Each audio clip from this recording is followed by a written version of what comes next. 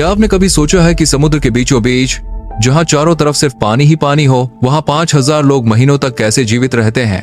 आज हम आपको ले चलते हैं एक ऐसी दुनिया में जो न सिर्फ एक जहाज है बल्कि एक पूरा तैरता हुआ शहर है। जी हाँ, हम बात कर रहे हैं यूएसएस जेराल्ड आर फोर्ड की, जो इस वक्त प्रशांत महासागर की लहरों को चीरते हुए आगे बढ़ रहा है। इस विशालकाय जहाज पर करीब 5000 लोग रहते हैं। ये संख्या अमेरिका के ज्यादातर छोटे शहरों से भी ज्यादा है। ये लोग किसी लग्जरी क्रूज पर छुट्टियां मनाने नहीं आए हैं। ये दिन रात एक ऐसे काम में जुटे हैं जो दुनिया के सबसे खतरनाक नौकरियों में से एक है।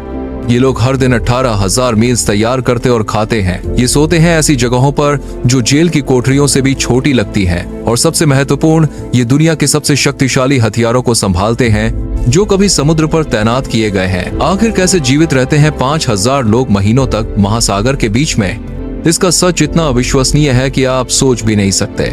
यूएसएस जेराल्ड आर फोर्ड कोई साधारण जहाज नहीं है। ये एक तैरता हुआ शहर है जिसकी आबादी अमेरिका के हजारों छोटे शहरों से ज्यादा है।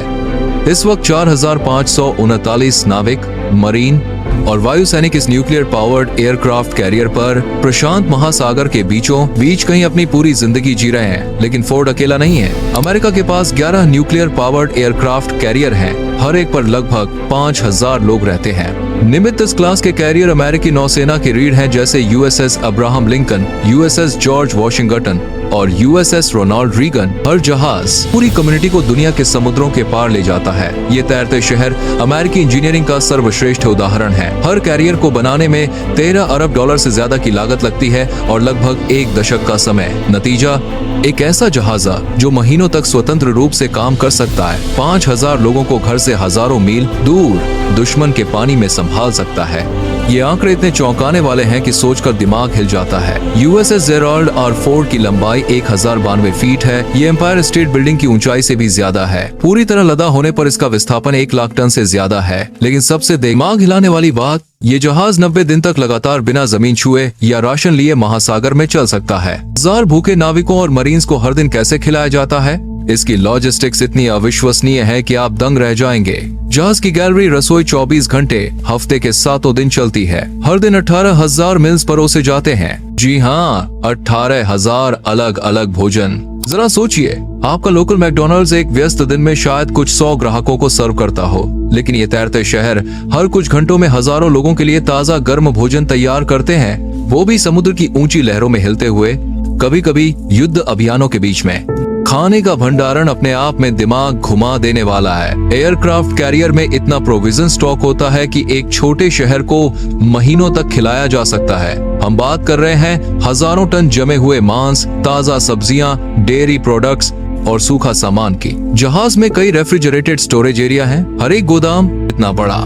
लेकिन ज्यादातर सिविलियन ये नहीं जानते कि इन कैरियर्स पर खाना वाकई शानदार होता है। नेवी के कुलिनरी स्पेशलिस्ट देश के बेहतरीन कुलिनरी स्कूलों में ट्रेनिंग लेते हैं। वो कुकिंग कंपटीशन में हिस्सा लेते हैं। इन तैरते शहरों पर हमें साथ परोसे जाने वाले कुछ भोजन हाई एंड रेस्टोरेंट को शर्मिंदा करते हैं। ताजा ब्रेड हर दिन बड़े बड़े ओवन में बेक होती है जो कभी बंद नहीं होते। Pizza night, taco Tuesday, steak और लॉबस्टर डिनर वैरायटी कमाल की है। ये कोई मिलिट्री राशन नहीं है, ये ताजा ऑर्डर पर बनने वाले भोजन हैं जो कुशल शेफ्स द्वारा तैयार किए जाते हैं जो नेवी की वर्दी पहने होते हैं। Gallery operations perfect choreograph dance की तरह है। भोजन के समय आप नाविकों की लाइनों को देखेंगे जो सर्विंग एरिया से गुजरती हैं, जो मिनटों में सैकड़ों लोगों को खिला सकती हैं। स्टीम टेबल्स जो कभी ना खत्म होने वाली लगती हैं, हर तरह के भोजन से लदी रहती हैं। और ये सब होता है जब जहाज चल रहा होता है। ऊपर से एयरक्राफ्ट उड़ान भर रहे होते हैं या उतर रहे होते हैं। पूरा जहाज भारी लहरों में हिल रहा होता है या हाई स्पीड पर मैन्यूवर कर रहा होता है। इसमें लगने वाली प्रिसीजन अविश्वसनीय है। लेकिन 5000 लोगों को खिलाना तो सिर्फ शुरुआत है। ये सब लोग कहाँ सोते हैं? एक छोटे शहर की आबादी को कैसे रखा जाता है ऐसी जगह में जो ज्यादातर शॉपिंग मॉल से भी छोटी है? जवाब है इंजीनियरिंग की कुशलता में, जो ज्यादातर लोगों को हैरान कर देगी। नाविक रैक्स में सोते हैं जो मूल रूप से 3 स्तरों में स्टैक्ड बेड्स होते हैं। जहाज के कंपार्टमेंट्स में हर नाविक को एक ताबूत जितनी जगह मिलती है, लेकिन वो उनकी होती है। ये सिर्फ गद्दे नहीं है, हर रैक में अपनी लाइट, वेंटिलेशन सिस्टम और स्टोरेज स्पेस होता है। नाविक अपनी छोटी सी जगह को तस्वीरों, पर्सनल आइटम्स और जो भी कंफर्ट फिट हो सके से सजाते हैं। ये महीनों तक उनका घर बन जाता है। प्राइवेसी सीमित है, लेकिन क्रू इसे मैनेज कर लेता है। सीनियर एनालिस्टेड नाविक सिर्फ एक और व्यक्ति के साथ कमरा शेयर करते हैं। जूनियर नाविक अक्सर दर्जनों के साथ बड़े कंपार्टमेंट्स में रहते हैं, लेकिन हर कोई उन अनरिटेन रूल्स का सम्मान करता है जो क्लोज लिविंग को संभव बनाते हैं। ऑफिसर्स को थोड़ी बेहतर सुविधाएं मिलती हैं, प्राइवेट स्टेट रूम्स जो ज्यादातर कॉलेज डॉर्म रूम से छोटे होते हैं। कैप्टन के क्वार्टर्स भले ही ज्यादा स्पेशियस हों, लेकिन सिविलियन स्टैंडर्ड से क्रैम्प्ड लगते हैं। स्पेस प्रीमियम पर है जब आप 5000 लोगों को एक मूविंग प्लेटफॉर्म पर सपोर्ट कर रहे होते हैं। यहाँ एक छोटी सी रिक्वेस्ट है, जारी रखने से पहले उस सब्सक्राइब बटन को हिट कीजिए। व्यूअर्स बिना सब्सक्राइब किए देखते हैं, लेकिन ये हमें अविश्वसनीय मिलिट्री के बारे में ज्यादा कंटेंट बनाने में mदद करता है। अब चलिए बात करते हैं कि ये 5000 लोग असल में क्या काम करते हैं। एयरक्राफ्ट कैरियर ब्रेक नहीं लेते, वो 24 घंटे साल के 365 दिन काम करते हैं। कोई वीकेंड नहीं, कोई हॉलीडेज नहीं, कोई डाउन टाइम नहीं।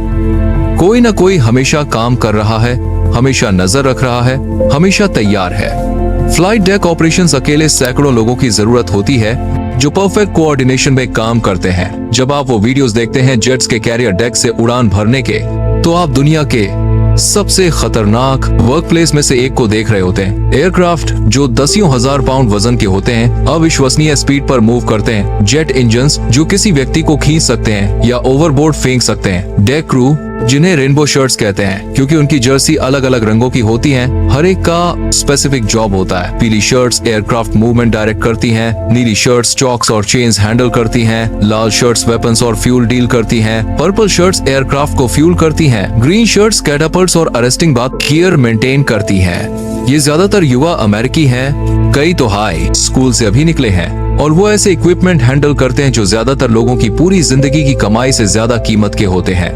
F-18 सुपर हॉर्नेट्स की कीमत लगभग $70 मिलियन हर एक की है। एक गलती, एक पल की असावधानी कैटास्ट्रोफिक डैमेज या जान की हानि का कारण बन सकती है, लेकिन वो इसे स्किल और सीजन से करते हैं जो आपके दिमाग को उड़ा देगी।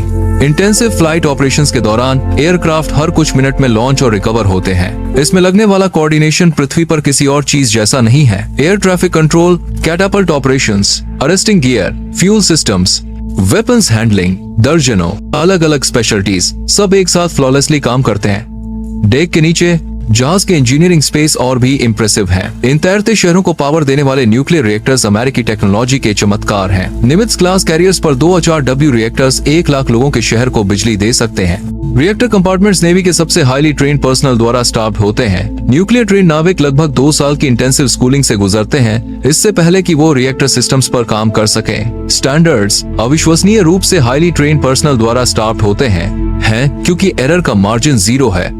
ये रिएक्टर्स 20 साल से ज्यादा बिना रिफ्यूलिंग के चल सकते हैं। वो न सिर्फ प्रोपल्शन पावर बनाते हैं, बल्कि पूरी तैरते शहर को चलाने वाली बिजली भी, lights, computers, radar systems, weapons, life support, food preparation, पानी प्रोडक्शन, सब कुछ जहाज के हल में गहराई में उन न्यूक्लियर पावर प्लांट्स पर डिपेंड करता है। पानी प्रोडक्शन इंजीनियरिंग का एक और चमत्कार है। एयरक्राफ्ट कैरियर समुद्री पानी से अपना ताजा पानी बनाते हैं। न्यूक्लियर पावर डिसलिनेशन प्लांट्स का इस्तेमाल करके USS जेरोल्ड आर फोर्ड हर दिन 4 लाख गैलन से ज्यादा ताजा पीने का पानी प्रोड्यूस कर सकता है। ये 5000 लोगों के लिए पीने, खाना बनाने, नहाने, लॉन्ड्री करने और जहाज के सभी सिस्टम्स चलाने के लिए काफी है। प्रोड्यूस किया गया पानी असल में ज्यादातर अमेरिकियों के घर के पानी से ज्यादा साफ और शुद्ध होता है। इसे कंटिन्यूअसली फिल्टर्ड, ट्रीटेड और टेस्टेड किया जाता है सेफ्टी सुनिश्चित करने के लिए। 5000 लोगों वाले तैरते शहर पर वेस्ट मैनेजमेंट एक विशाल काम है। सब कुछ जहाज पर ही प्रोसेस होना पड़ता है। फूड वेस्ट ग्राउंड अप किया जाता है और सेफली समुद्र में डिस्पोज किया जाता है। Human waste sophisticated sewage treatment plant से गुजरता है जो जहाज में ही बिल्ड होते हैं। इंसिनरेटर्स में जला दिया जाता है। कुछ भी साइड पर नहीं फेंका जाता जब तक ठीक से प्रोसेस न हो। ये जहाज महीनों तक पूरी तरह सेल्फ सफिशिएंट होने चाहिए। 5000 लोगों के लिए मेडिकल केयर महासागर के बीच में एक फुल हॉस्पिटल फैसिलिटी की जरूरत होती है। एयरक्राफ्ट कैरियर्स के मेडिकल डिपार्टमेंट्स में दर्जनों डॉक्टर्स, नर्सेस और कोरमैन होते हैं। वो रूटीन सिक कॉल से लेकर मेजर सर्जरी तक हैंडल कर सकते हैं। मेडिकल स्पेस में operating rooms, X ray equipment, dental facilities, pharmacy और यहाँ तक कि इंटेंसिव केयर यूनिट्स शामिल हैं। वो कॉम्बैट कैजुअलिटीज के लिए तैयार रहते हैं, लेकिन 5000 लोगों की रोजमर्रा की मेडिकल जरूरतों को भी हैंडल करते हैं जो क्लोज क्वार्टर्स में रहते हैं। इमरजेंसी मेडिकल इवैक्यूएशंस हेलीकॉप्टर से हो सकते हैं जब जहाज जमीन के करीब हो, लेकिन जब कैरियर्स प्रशांत या अटलांटिक के बीच में ऑपरेट कर रहे होते हैं तो मेडिकल टीम को किसी भी चीज के लिए तैयार रहना पड़ता है। उन्होंने अपेंडेक्टोमी से लेकर हार्ट सर्जरी तक की है, जबकि जहाज चल रहा होता है। बाहरी दुनिया से कम्युनिकेशन क्रूशियल है जब आपके पास 5000 लोग महीनों तक परिवार से अलग होते हैं। मॉडर्न एयरक्राफ्ट कैरियर्स में सोफिस्टिकेटेड सैटेलाइट एकास कम्युनिकेशन सिस्टम्स होते हैं जो ईमेल, इंटरनेट एक्सेस और यहाँ तक कि वीडियो कॉल्स होम की अनुमति देते हैं। ये कुछ दशकों पहले से बहुत बड़ा इम्प्रूवमेंट है। 1980 के नाविक पूरी डिप्लॉयमेंट में शायद एक छोटा फोन कॉल मिलता हो। अब क्रू मेंबर्स परिवार से जुड़े रह सकते हैं, मूवीज देख सकते हैं और यहाँ तक कि ऑनलाइन कॉलेज कोर्सेज कर सकते हैं। जब आप 5000 अन्य लोगों के साथ जहाज पर महीनों तक फंसे हो तो बाहरी दुनिया से कनेक्ट होना मेंटल हेल्थ और जॉब परफॉर्मेंस में बहुत फर्क डालता है। लेकिन क्या होता है जब ये तैरते शहर खराब मौसम का सामना करते हैं? महासागर अविश्वसनीय रूप से दुश्मनाना हो सकता है, ऐसे तूफानों के साथ जो छोटे जहाजों को पोर्ट की ओर भागने पर मजबूर कर दें। एयरक्राफ्ट कैरियर सबसे खराब मौसम का सामना करने के लिए बने होते हैं जो मदर नेचर फेंक सकती है। ये जहाज 30 फीट से ऊंची लहरों वाले समुद्र में ऑपरेट कर सकते हैं। हल डिजाइन और जहाज का विशाल वजन स्टेबल रखता है, यहाँ तक कि ऐसी कंडीशंस में जो सिविलियन मैरिनर्स के लिए डरावनी होंगी।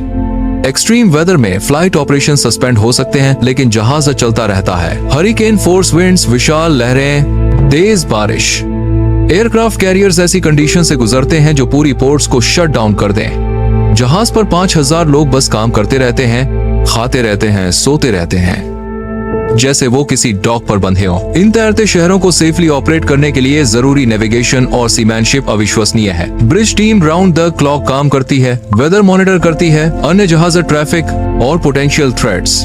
वो 1 लाख टन जहाज और 5000 इंसानों को दुनिया के समुद्रों के पार सेफली मूव करने के लिए जिम्मेदार है।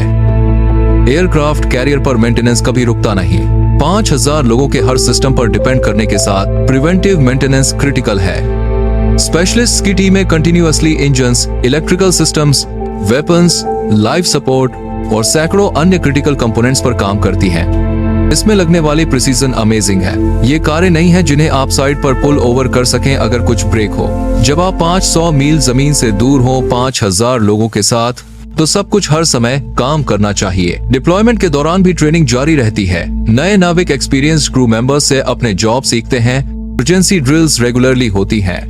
Fire drills, damage control exercises, general quarters drills, जहां पूरा जहाज कंपनी सिमुलेटेड इमरजेंसीज पर रिस्पॉन्ड करती है। ये ड्रिल्स ऑप्शनल नहीं है। कॉम्बैट या इमरजेंसी सिचुएशंस में जहाज पर सभी 5000 लोगों की जानें हर किसी के ठीक से जानने पर डिपेंड हैं कि क्या करना है। ट्रेनिंग इंटेंसिव, रियलिस्टिक और कभी ना खत्म होने वाली है। 5000 लोगों के एक सीमित स्पेस में साथ रहने की सोशल डायनामिक्स फैसिनेटिंग है। ये तैरते शहर अपनी खुद की कल्चर्स, ट्रेडिशंस और डिप्लॉयमेंट लाइफ के स्ट्रेस से डील करने के तरीके डेवलप करते हैं।